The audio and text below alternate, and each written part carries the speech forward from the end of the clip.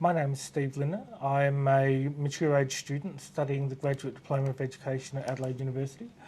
I have come back in to study later on in my life.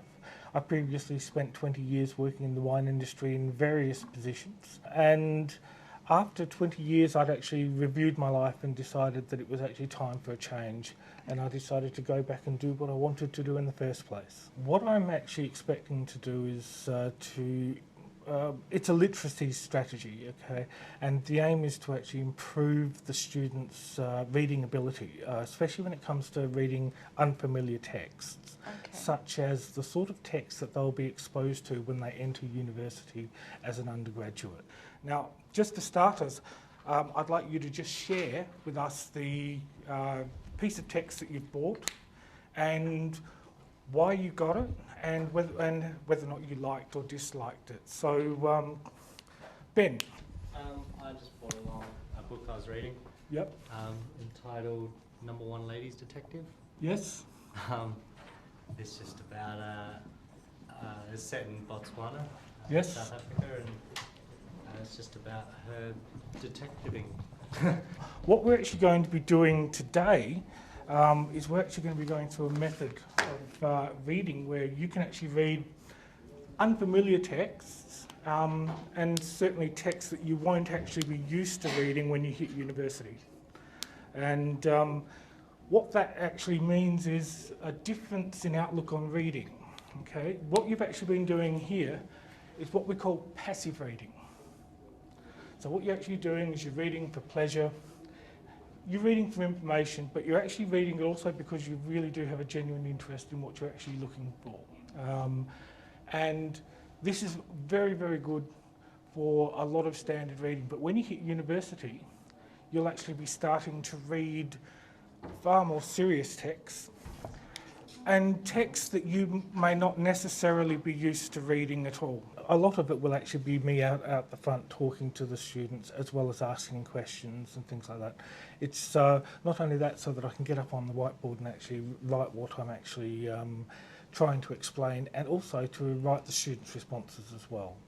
So so it's still going to be a two-way conversation, but I'll actually direct and control what's actually happening all the way through the lesson.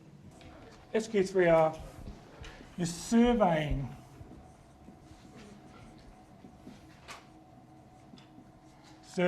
the piece of text, okay? You'll question the piece of text. And your 3 R's are read,